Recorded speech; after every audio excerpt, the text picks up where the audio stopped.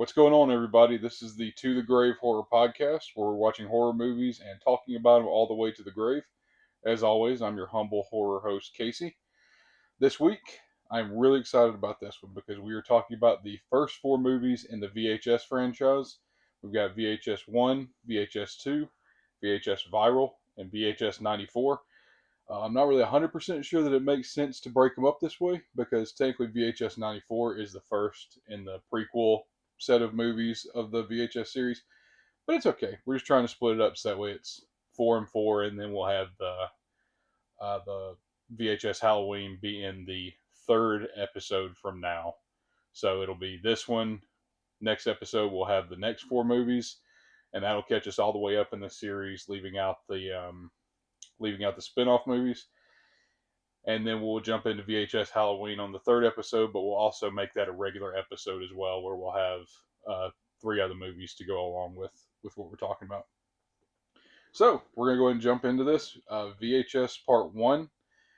So this one is one of the very first movies that really, really got me into the whole found footage genre and kind of helped spark my interest for anthology movies. And I've seen a lot of anthology movies before this, but for some reason, I don't know what it was. There was a combination of found footage, which I was really getting into at the time and really starting to kind of fall in love with.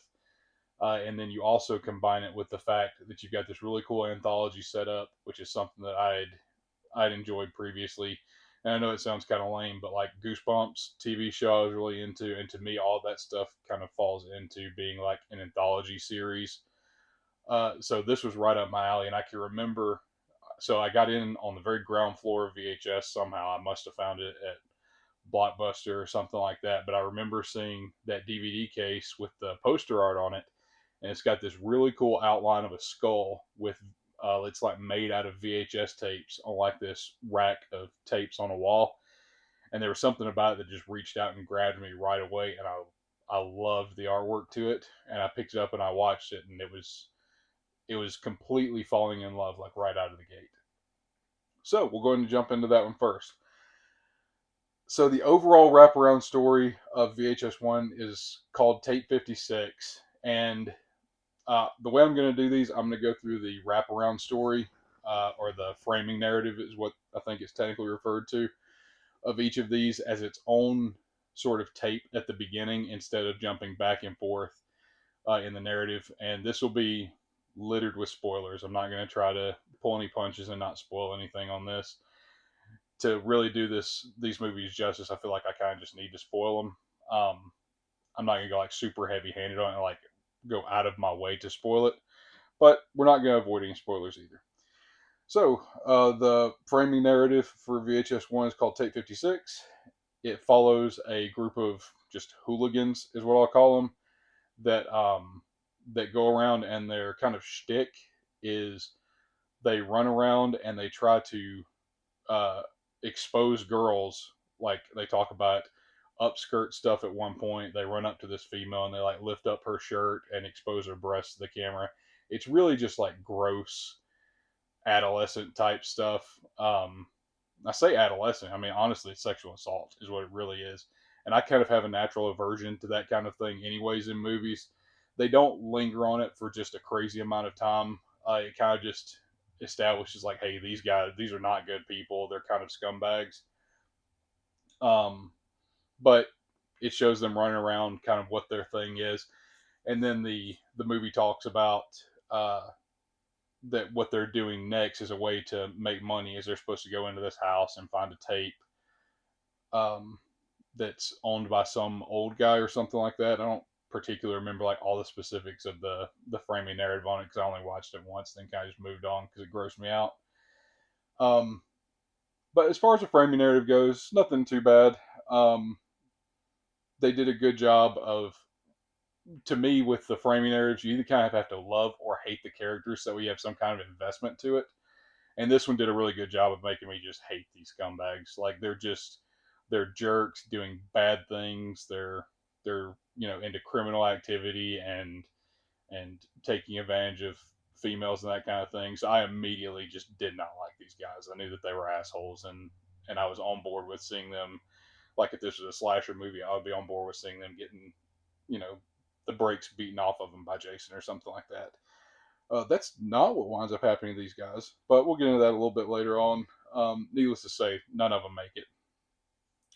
So, first tape is called Amateur Night, and so this one is a similar kind of situation. There's a group of guys that get these glasses that are like spy cam glasses, and their goal is to go out and meet females and get a video of them engaging in, you know, adult behaviors. We'll call it with the females.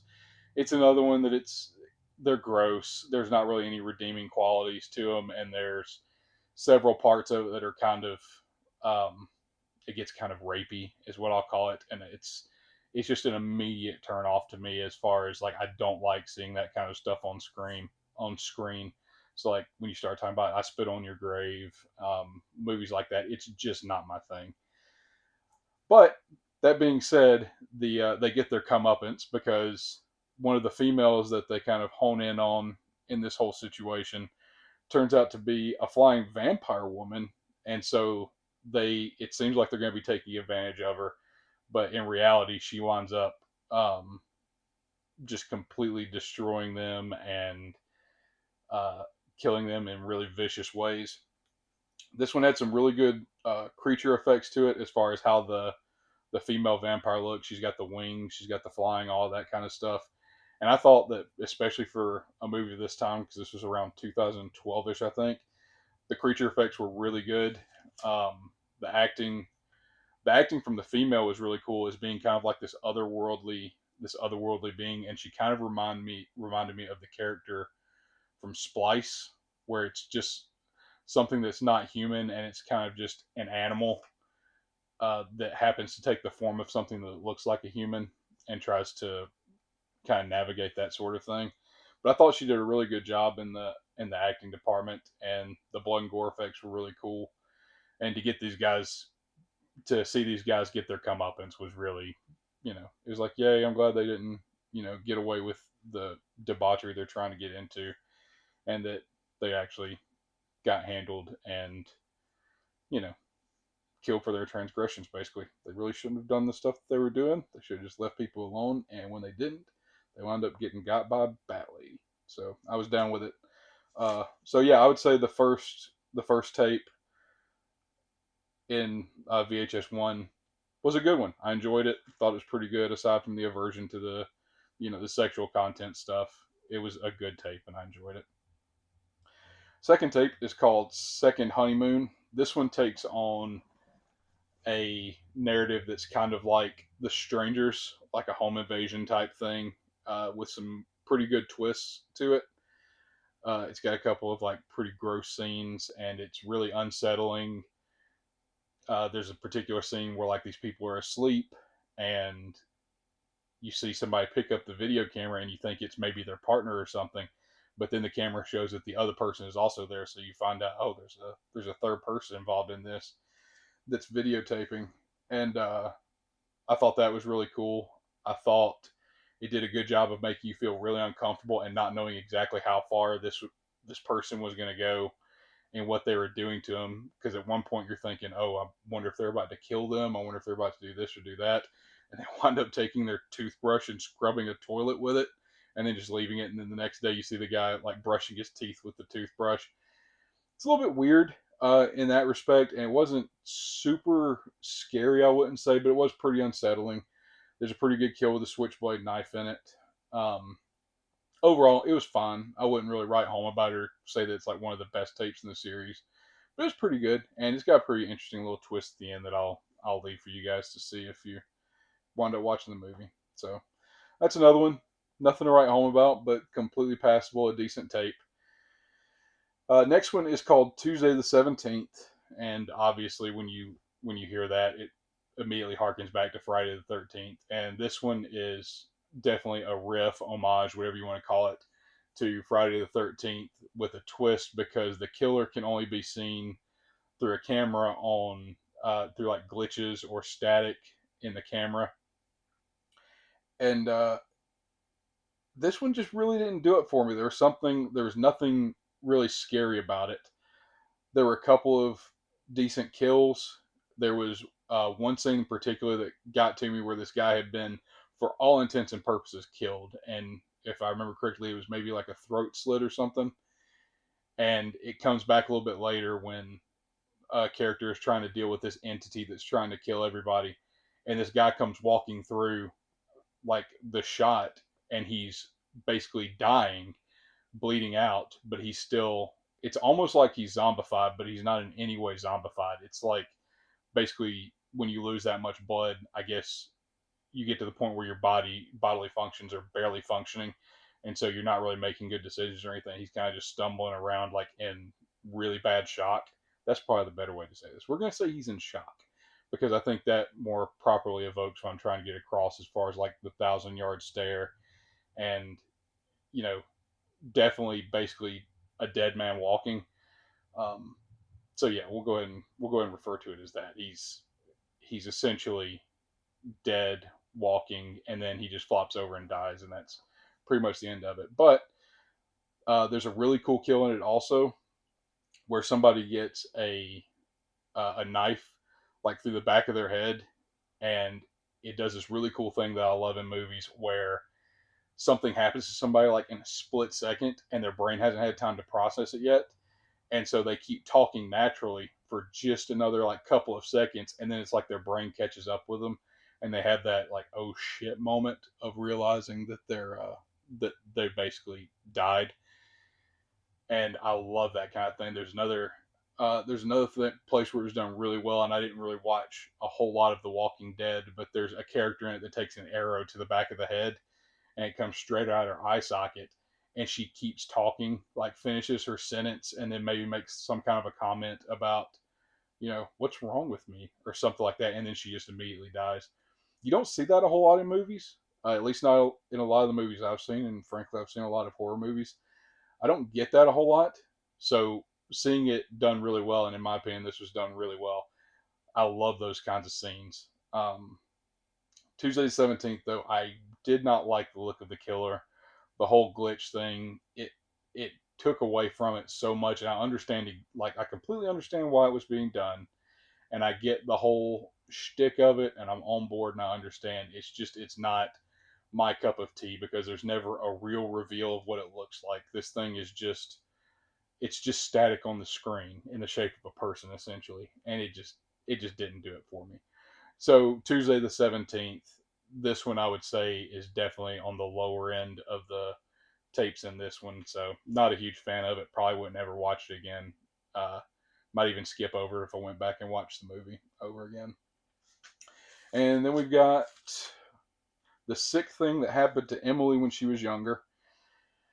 Uh, so I watched the movie a couple of times. This one didn't really stick in my brain a whole lot as far as like the specifics of it. There were a couple of beats that stuck with me more than others, but for the most part, it's shot as like a through a webcam for the most part, maybe even totally through a webcam, between this girl who you think is like a girlfriend and her boyfriend having a conversation, and she says that she's having some different odd issues go on, and the guy is talking to her, and they're trying to figure out if there's haunting going on or maybe possession, all of these different kinds of things.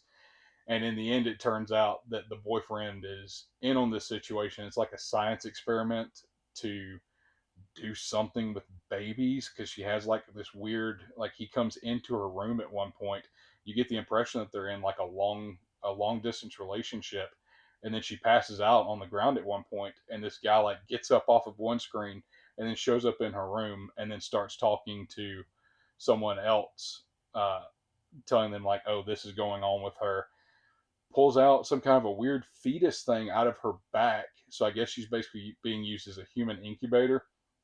So I literally, what I wrote on this to describe was crazy back baby, because they literally just pull a baby out of this lady's back, and it goes back after that scene, and they have to like pretend that she was injured and maybe that she fell or something. So it cuts to essentially the next day, and they're back on screens together, and she's talking about what happened to her and that she can't remember what happened.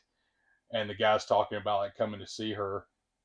And once you know that the guy is in on this stuff, it really turns into like a creepy situation of watching this guy kind of groom her into what he's trying to get done for these other people that are trying to make crazy back babies, I guess, for reasons that I don't understand.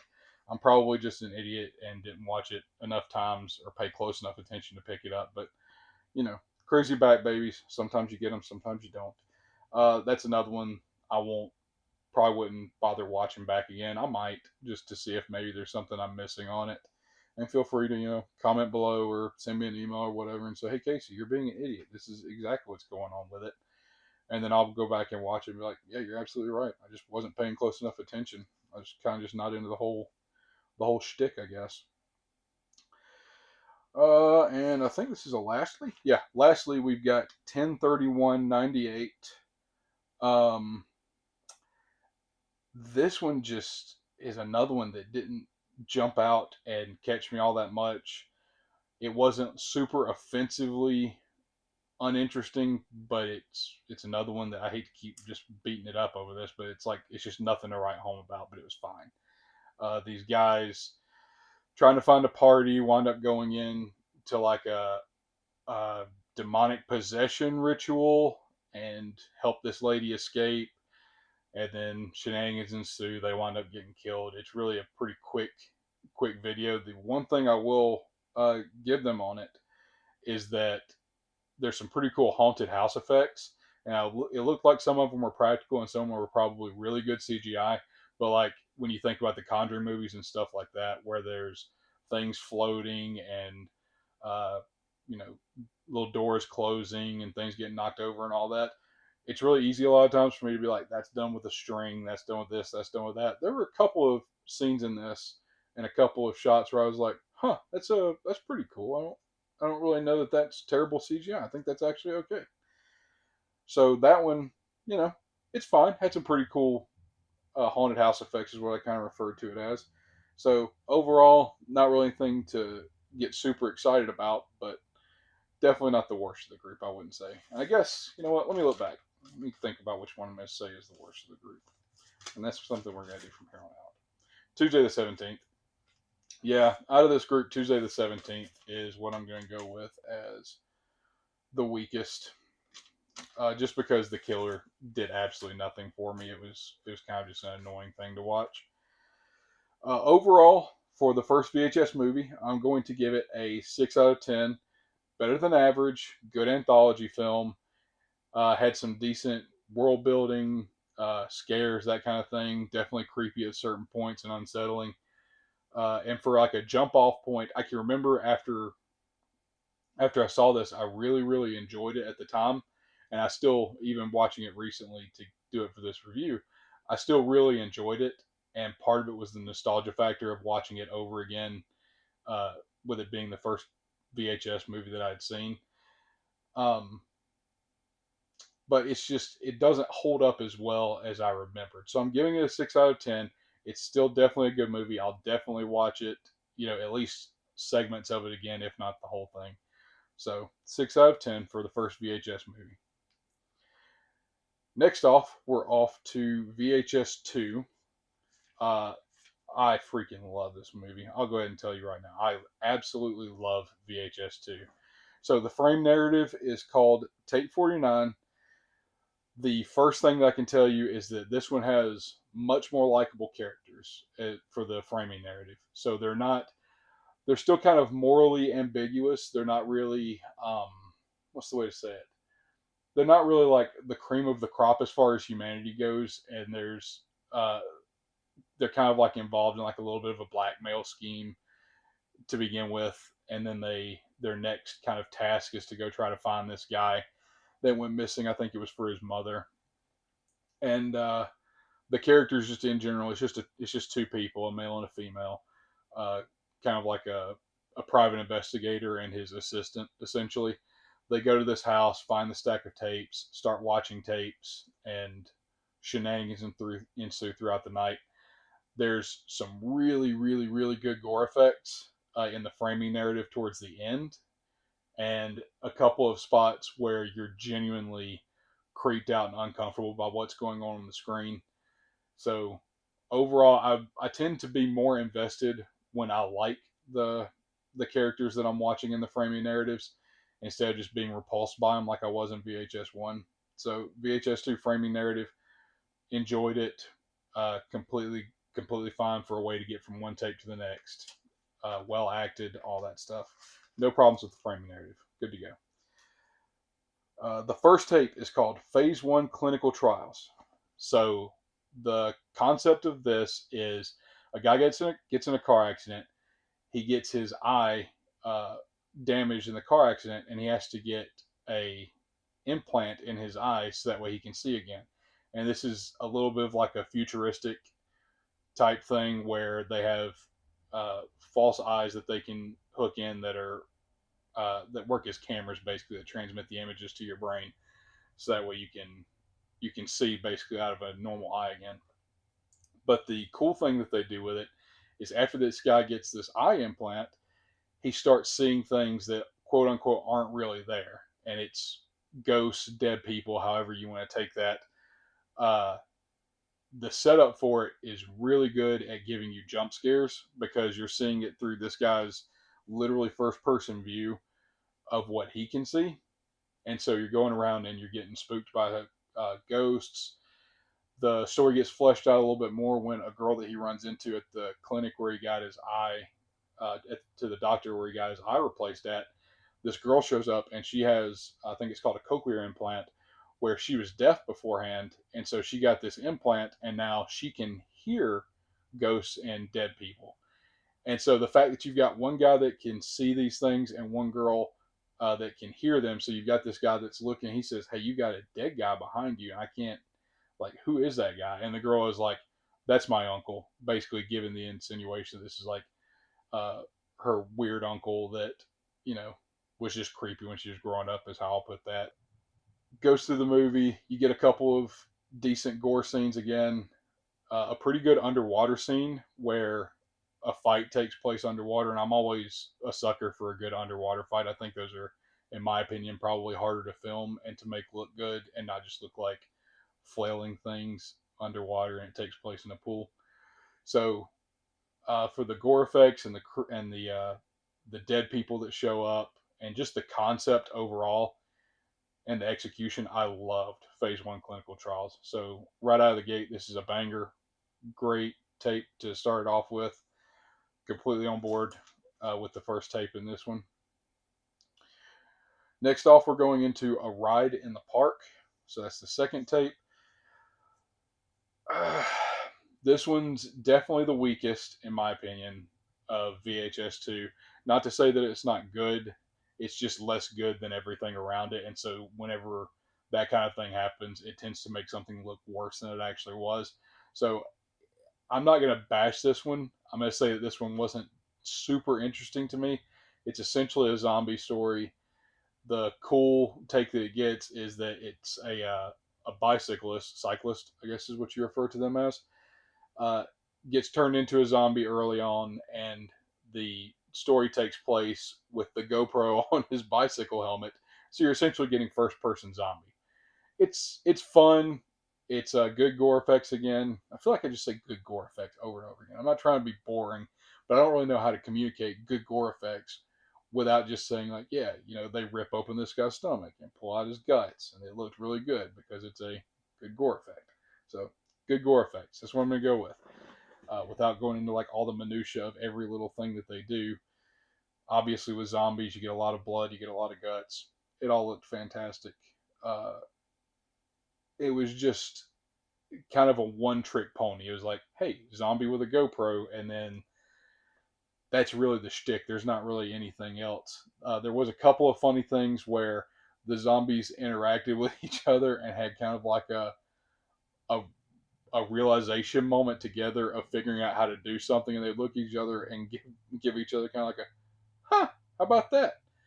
And I don't know why, but that really cracked me up that there was still the zombies in there. And then towards the end, I guess the interesting twist you could say is that this guy's girlfriend calls on his cell phone and he kind of has like a moment of realization of being a zombie for all intents and purposes, and he chooses to shoot himself as opposed to stay a zombie.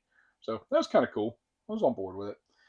A ride in the park, pretty weak as far as as far as being interesting goes, but overall not a bad tape.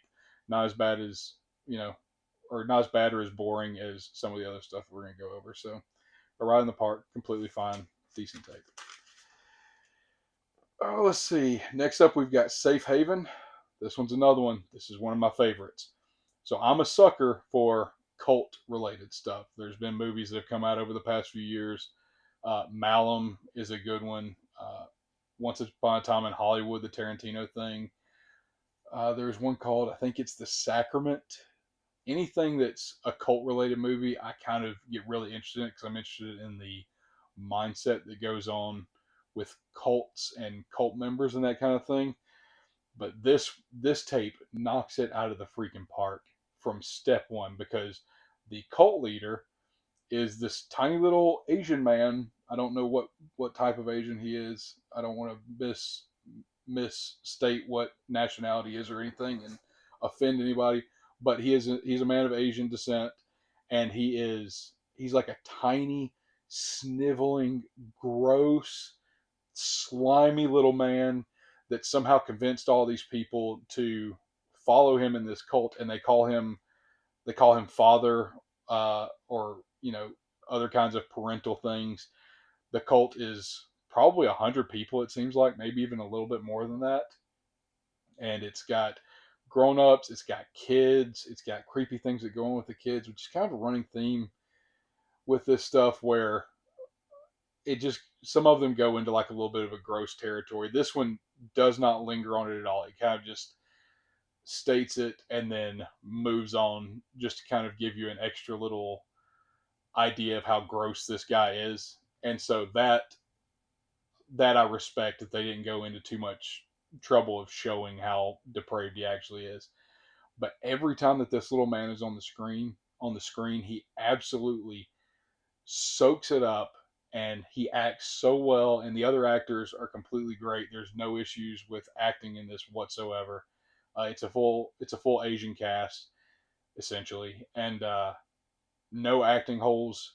But anytime that somebody's on screen with this guy, it's like you're seeing a guy with it cranked up to 11, and everybody else is, a good actor, and this guy is like Oscar worthy good. Like I really truly believe that he did such a fantastic job of acting that he sold it that I completely believed that he is a cult leader and he's gross and he actually does all of these things.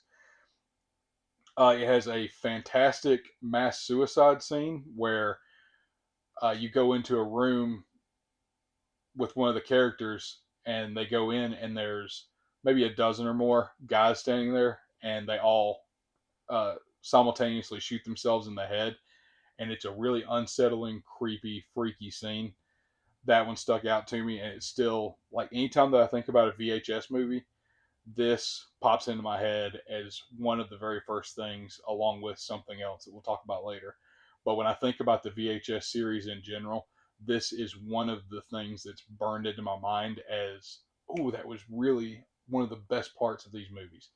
So Safe Haven is good. The only nitpick that I'll give it is that it starts going a little bit too far into the weeds towards the end on what the cult actually is. It turns out that it's trying to birth a Baphomet or some kind of a creature, and it gets just a little bit too carried away.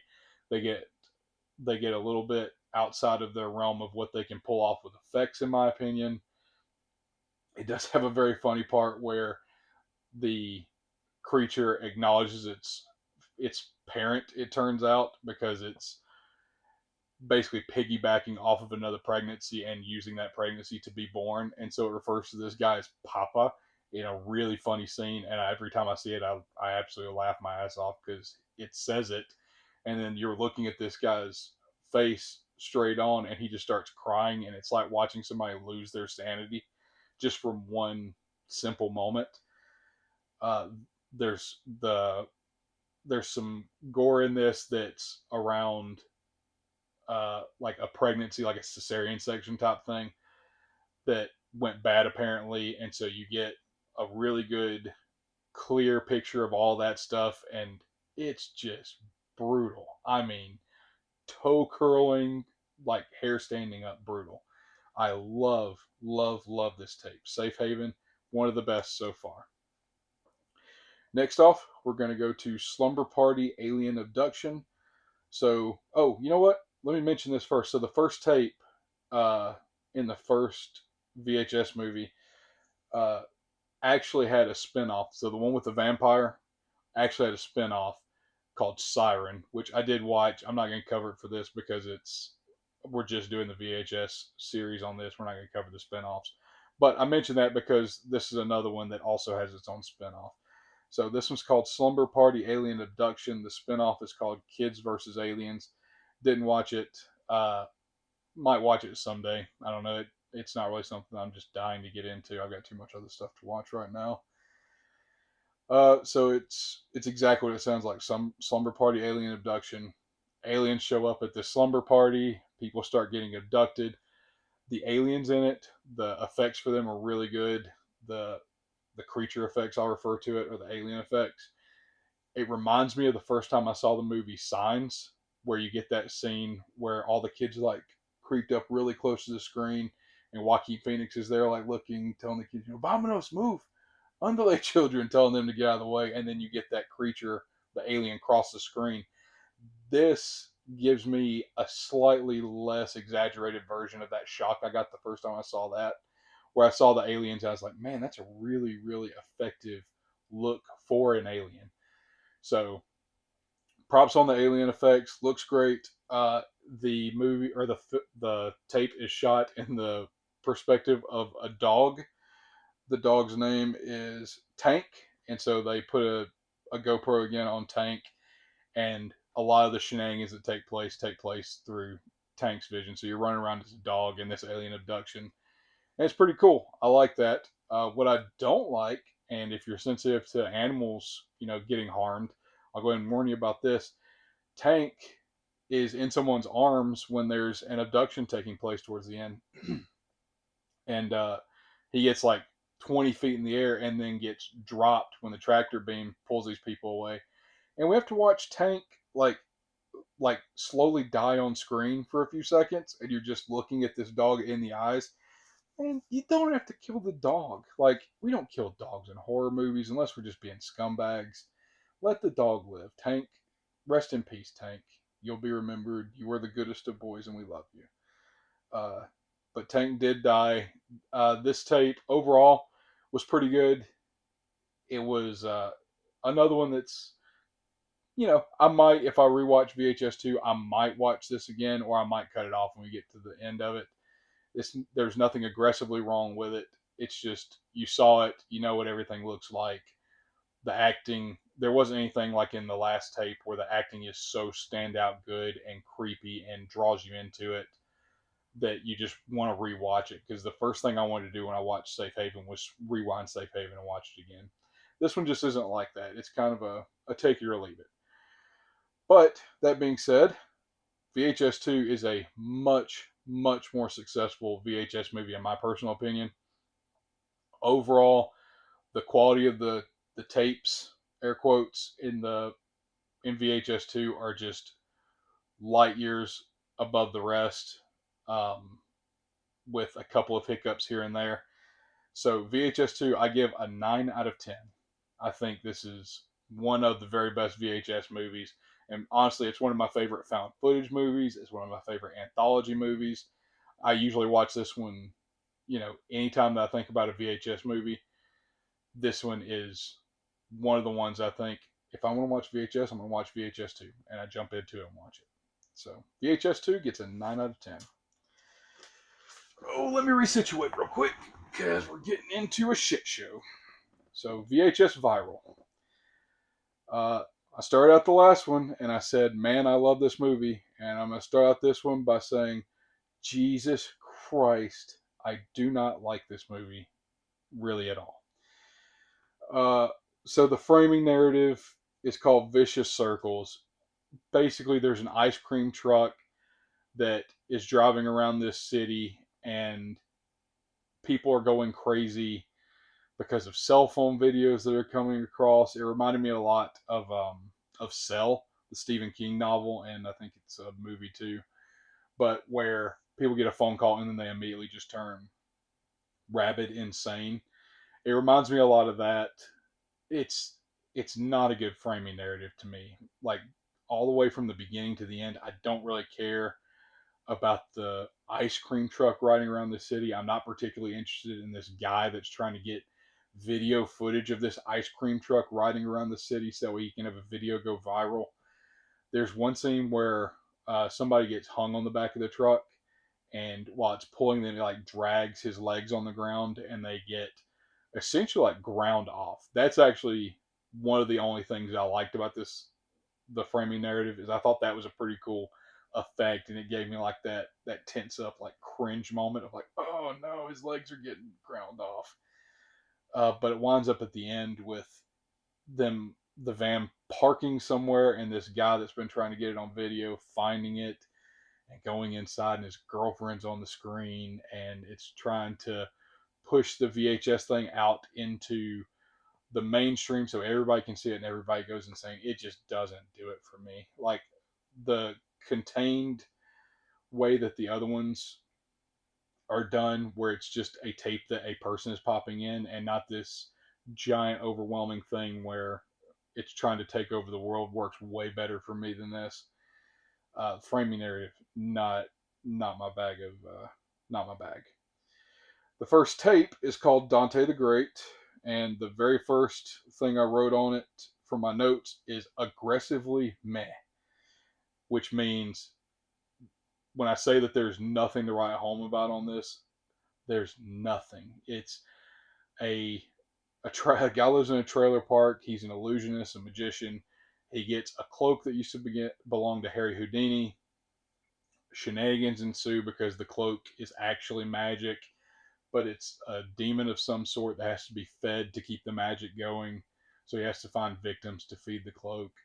The lead actor that plays Dante the Great, he was fine, I guess. Like I could honestly believe that he was like, based on the way that he played it, he was kind of just a redneck, trashy guy got this um, that got this power given to him without really having to earn it at all.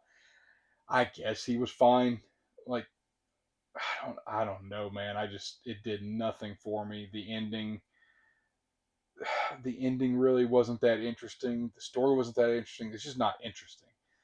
The core concept of a cloak that has to be fed victims, I guess, could fly under certain circumstances, but it just didn't for me. The next one is called the next tape is called Parallel Monsters. So this one is, spoiler alert, the saving grace of this movie for me because, well, we'll get into the others in just a minute. Parallel Monsters. This guy invents a portal in his basement that he turns on, and it opens up, and it's inside is an exact reflection of his world. Like it's in his basement, and his basement looks exactly the same. And there's a duplicate of him on the other side of this, and it's played as these two guys have been working towards the same thing at the same time in parallel universes, and now they're caught up to each other and meeting for the first time. And from everything that you can tell to begin with, it's identical until they agree to switch universes for 15 minutes. And so they cross over, and the guy from one of the universes is like walking up the stairs, and he sees like the family picture, and it's this guy and his wife, and he's like, I don't remember exactly how I worded it, but like, what's the deal with these people or something like that. And then the guy that crossed over into the other one winds up finding out that this place is pretty creepy, and his wife is trying to get him involved with some kind of a ritual with some other guys, like basically an orgy or some kind of a sex thing. I don't know, but they're uh, so they switch places. They start realizing that their universes aren't the same, and then it turns out that the guy from the what's the best way to say this? So the guy that crossed over from the universe where his wife is very promiscuous and all of that, uh, has is from a world where there's some kind of like a satanic being, and there's cults and rituals and all kinds of stuff like that, and people, instead of having regular genitals, have these crazy monster genitals.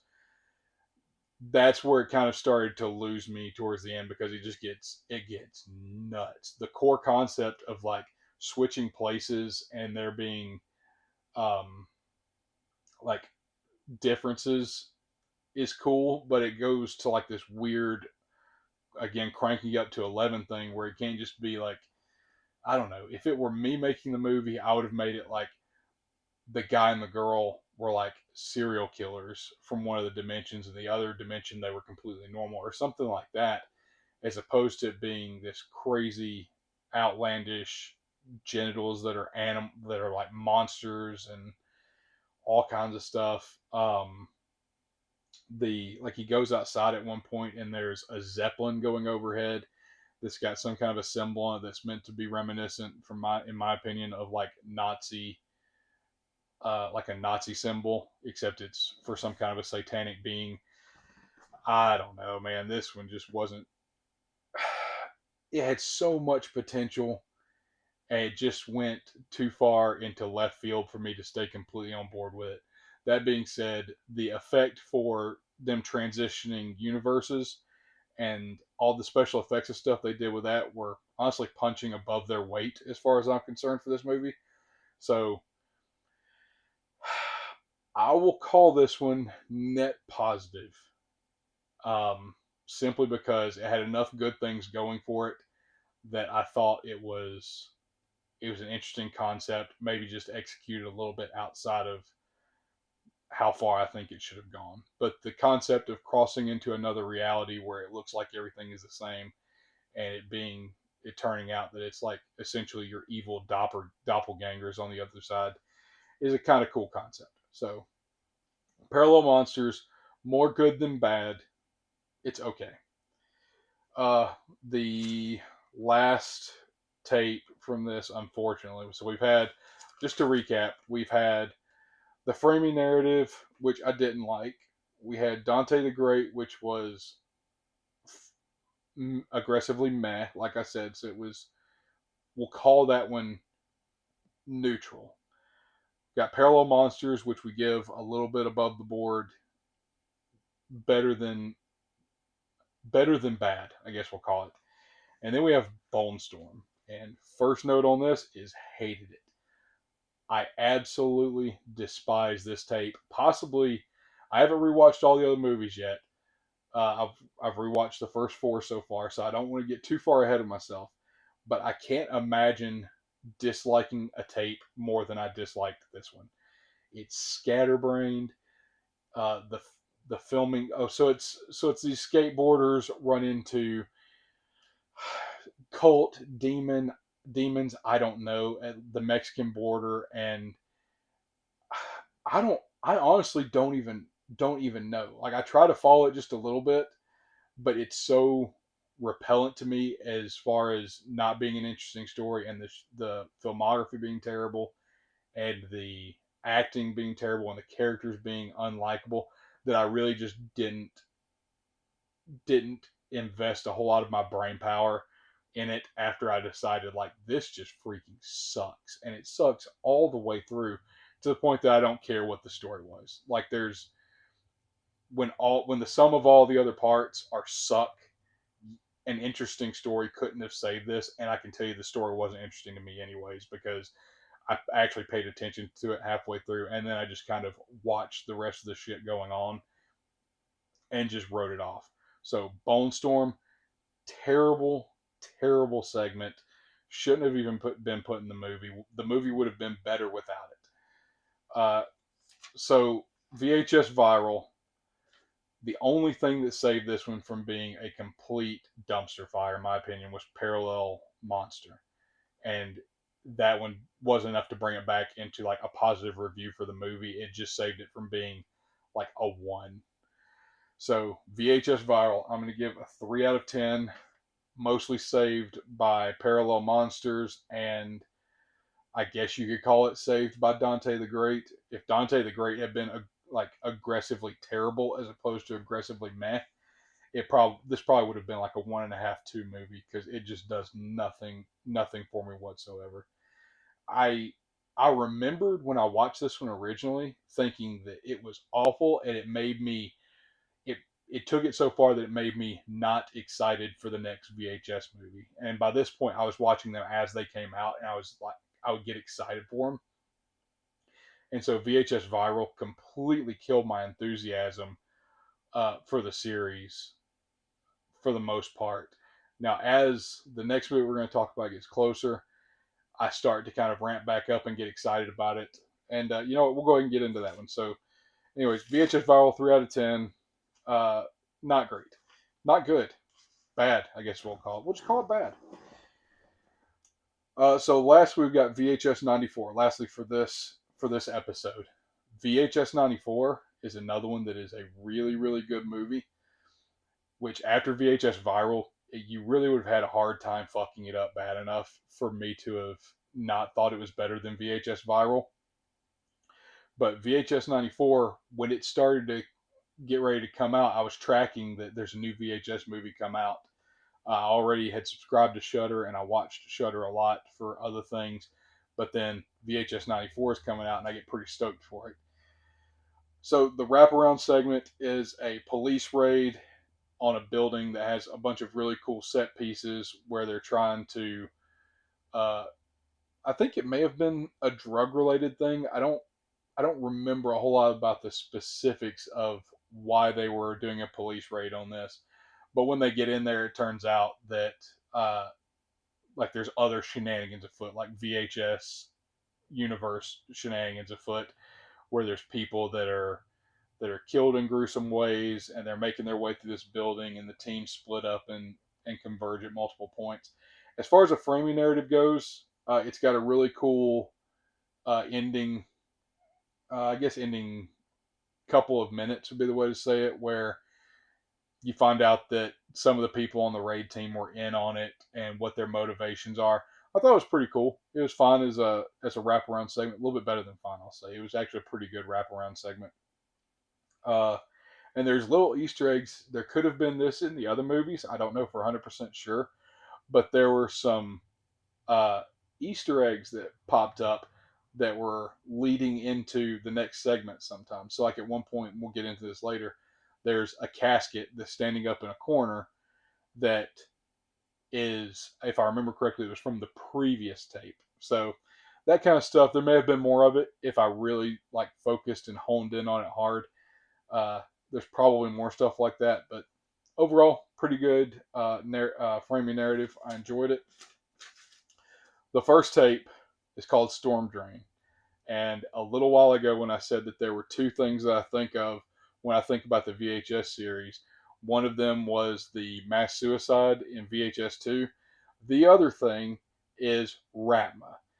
So, Storm Drain is about a news anchor that is going into the sewers looking for this fabled being called the Rat Man, which actually turns out to be a creature, another cult. It's a cult that's built around this creature called Ratma. And Ratma has it's a giant humanoid rat that has a long face that reminds you of the xenomorph from the Alien movies, and outstanding creature effects.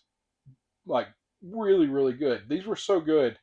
And I know this is going to sound like really weird, but every now and again I'll get hung up on something and kind of be a goober about it. I got hung up on Ratma, and I went to the trouble of going and making my own coffee cups because at the time there was nothing that was Ratma related that you could get. And I went to the trouble of making a coffee cup that just had a picture of Ratma when you first are introduced to him, and it says "Hail Ratma" on it. Like, I loved the Ratma creature so much, and the news anchor lady was once again very pretty lady, a lot of fun to watch. But she goes down into the sewers. She runs into a creepy vagrant. That's a really good scene that will really freak you out if you don't get it spoiled by a clip or a trailer or something like that, it's really unsettling and uncomfortable. And as she descends further and further into the sewers, the it winds up that they're involved in that they get dragged into this cult of Ratma and have the option to be quote unquote reborn by Ratma. Her cameraman is not fit to be reborn. I guess is there may have been another word like absolved or something like that. Basically saved by Ratma. And the way they do that is they put some of Ratma's fluids, maybe it was spit, I don't recall, on them. And if they don't melt like it's acid, then they are freed from their basically their mortality, and now they're Ratma people, like Ratma's cult. And so it goes through. She winds up getting saved out of the sewers after she's found to be get basically thumbs up from Ratma. She survives the Ratma spit, and there's a fantastic scene at the very end of this where she's on screen talking about how her harrowing adventure in the sewers and everything for just a second, and she's been promoted to lead anchor because she was saved out of the sewers and all that kind of stuff. And then it turns out, but now nobody knows about Ratma. They just know that she was down in the sewers and got stuck down there, and her cameraman died, and then she was saved and able to get out. And I guess they think that she just got lost in the sewers or something, or maybe injured in the sewers. And so there's a great kind of exploding head from Brain Scan. I think it's Brain Scan. Don't hold me to that. But one of the exploding head type scenes where you're watching a news broadcast and this guy gets he gets acid on his face and peels his face off. Really good effects. Not necessarily believable to a certain extent, but the effect itself looked really cool, and the skull up underneath, I really enjoyed it. So Storm Drain is a 10 out of 10 tape as far as I'm concerned. Love Ratma. Ratma is the nicest of boys. Hail Ratma. Go Ratma. We're on your team. Team Ratma. We'll just go Team Ratma. That's what we'll say. Next tape is called The Empty Wake, and this is another very good tape. This one is a lady is working at a funeral home. She gets left there by herself. She's kind of new, and she's given the strange task of having to babysit a casket for a wake where essentially no one is really showing up to. And so the owner of the funeral home is like, listen, it's supposed to be a storm tonight. We're supposed to videotape this wake and uh, and then close it up at the end of the night, basically. So this really bad storm comes through, and shenanigans ensue throughout the night. There's some really good eerie jump scares and a lot of like the lights go out, the lights come back up, and something's changed. Now you're freaked out, wondering like, where's the body that was in the casket? The girl does a really good job. She plays it pretty straight. Uh, she's really the only person on screen outside of the what turns out to be a zombie essentially that's trying to kill her. And then a tornado comes through and wipes out the funeral home, and she walks out either shell shocked or zombified herself. I don't know exactly which one it is. It doesn't make that perfectly clear, but I'm presuming she's probably also a zombie like this guy that was in the casket. Uh, I think there's probably some underlying things in there as far as why this is happening and like why this wake is being filmed. I don't honestly recall a whole lot of it. It was more of like this set piece that drew me in. So I enjoyed the set piece of the funeral home of this girl that's by herself at a wake that's empty, and like only one person comes in throughout the night, and he's very creepy. So overall, Empty Wake, really enjoyed it. No real. I'm trying to think. I don't think there's anything that would go as like a negative against it. So it's not Storm Drain level good, but it's completely a good serviceable tape. No problems with it whatsoever. Next one is The Subject, which I didn't realize what the name of this tape was to begin with, and I called it Surgeon because this is another one that's a foreign language film. The lead actor is like a crazy a crazy scientist, which I have a fascination with anyway. I love crazy scientist characters, and he does a really good job of selling it. He is trying to, let me see if I can remember. So he's trying to basically assimilate people to robotics. So basically make Android is not really the way to say it. So it's still people brains is what I'm trying to get across, but they're supplemented with robotics and things of that nature. And so there's a few really cool special effects. You get a head on like a spider body, like a robotic spider body that's pretty cool. Doesn't necessarily look real, and I don't necessarily know that they were going super hard to make it look real. Um, there's a male and a female character that are both victims, as we'll call it, of this surgeon, where they've had different things done to them, and their appearance and abilities have been changed. The female has the ability to attach a Mega Man style gun to her arm. That's pretty cool. The male subject has like this really sweet Final Fantasy VII looking blade attached to his arm, and he just wreaks havoc with it. There's a ton of good gore in this. The story itself is pretty compelling because the female, it turns out, is like a missing person, and what this doctor is doing is he's going around and abducting people and using them for his experiments. You get really cool first person shooter type action at a few points where the characters are trying to escape, and they're like wiping out this whole assault team.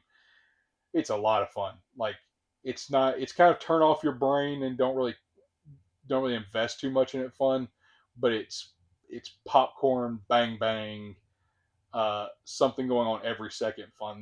There's a movie called Hardcore Henry that was kind of the same way, where it's all shot in first person, and it's kind of like a first person shooter version of a movie. And this reminds me a lot of that with some of the scenes. Also, there's a scene in the Doom movie that starred Dwayne the Rock Johnson that had a scene towards the end where there was first person havoc being wreaked. This one really harkens back to all that kind of stuff a lot and reminds me of it. So I had no real problems with it. A little bit of the CGI was kind of dicey. One pet peeve of mine is that when the guns were being shot, it was very crappy CGI. Excuse me, CGI muzzle flashes that just stood out like sore thumbs. There was fire at one point that looked kind of like garbage. So some suspect CGI, but when you see this, for the amount of CGI that was in it and for the amount of uh, effects that took to bring these creatures to life, or these people with robot parts to life, like, it's really impressive that they were able to pull this off, because I have no idea what the budget for it was, but in my opinion, it probably punched above its weight as far as how much money was invested in it. So the subject, really enjoyed this one. No major faults outside of some dicey CGI and some crappy, CGI muzzle flashes. That's a personal pet peeve of mine. I just don't like it. And then the last tape is called Terror, which before I knew the name of this one, I called it Rednecks/Militia. This tape is definitely bottom the bottom tier of the tapes on this VHS movie. It's not it's another one that I won't say is aggressively bad, but it's not really particularly interesting or good to me. You've got this white supremacist militia group that are trying to uh, basically, it appears that they're just like domestic terrorists, basically, and they're trying to push their agenda by attacking buildings and all that kind of stuff. And to do that, they have found a vampire that they re-kill every night, and essentially, when it's exposed to sunlight, the vampire's blood explodes. And so there's a really funny scene. Uh, the vampire is kind of, uh, for the most part of the movie, it's kind of just more there for a plot device than being like a functional character. like it shows up and they kill it over and over again, and they're essentially harvesting its blood to create this weapon. But there's a very funny scene where they they take a rabbit and I guess either inject it or they may have put it on it. I don't remember, but essentially the rabbit gets the vampire blood on it or in it, so that way when it's exposed to sunlight, it's going to explode. And so I just called that note nuclear rabbit because they put this rabbit outside and it blows up like how you imagine a small, like a small amount of TNT to go off. Like it's a huge freaking explosion for this tiny little rabbit. And so before they're able to go and commit their attack on wherever they were trying, whatever building they were trying to attack, this vampire escapes and wipes out this militia group and you know kills them all. It's it's like I said, not aggressively bad. It's just not a particularly interesting one to me. The acting for the militia group kind of sucked. The leader was passable, but the rest of them were just kind of you know your typical redneck actor types. It just kind of was what it was. I could take this one or leave it. When I rewatch this movie, I usually don't sit through this one at the end because VHS 94, I actually own the Blu ray of it and I watched the special features. I was really invested in this one and I really enjoyed it. But whenever I get to Terror, the one at the end, I just usually skip it and go ahead and shut the movie off because it wasn't particularly compelling to me. So, all of that said, we got a pretty good score coming for VHS 94. I'm going to give it a 7 out of 10 because I think between how awesome Storm Drain was, how awesome The Empty Wake was, the subject was good. Terror was just really kind of the complete throwaway of this. So, in my opinion, this one is way more bad than good. And in my opinion, this one's better than the first VHS movie. So, I give it a 7 out of 10. And one thing that I've decided to do is to do a running total for an average of what the rating for the movies is. So if we took just the first four VHS movies and averaged all their scores, we would be at a 6.25 out of 10. So I'll be interested to see where this winds up because the next group of VHS movies, I don't have a whole lot of memory of them. So I'm going to have to jump in and rewatch all of them and refresh and see if the way that I felt about them originally is still the way I feel about them, and if the things that I like still holds up, and the things that I don't like are still as big of problems as they were. I'm interested to rewatch them though. So for an overall score for the VHS franchise, after four movies, we're at a 6.25 out of 10. After the next four movies, we'll add all of the scores up, and we'll get a running total for the the entire VHS franchise before VHS Halloween comes out. And then the big coup de grace at the very end will be VHS Halloween gets released. We watch it. It gets reviewed in in the third episode from today. Or I'm sorry, today, not the next episode, but the next episode. We'll do the review for VHS Halloween with some other movies and give the final overall score for the VHS franchise averaged out. So I had a whole lot of fun rewatching these. Found footage is just my jam. Anthology movies are just my jam, and it's two of my favorite things put together. Aside from VHS Viral, uh, it's it's a lot of fun to rewatch these. But guys, VHS Viral is just an absolute turd. So if you want to watch it, watch it. I guess it's worth it just to say that you've seen all the movies. If you're going to watch all of them, you probably need to watch Viral because from what I understand, and I'll probably refresh on this more later, is that there's certain things that connect between the movies of who's behind all this stuff. So I don't know. Watch VHS Viral. Don't watch VHS Viral. It's up to you.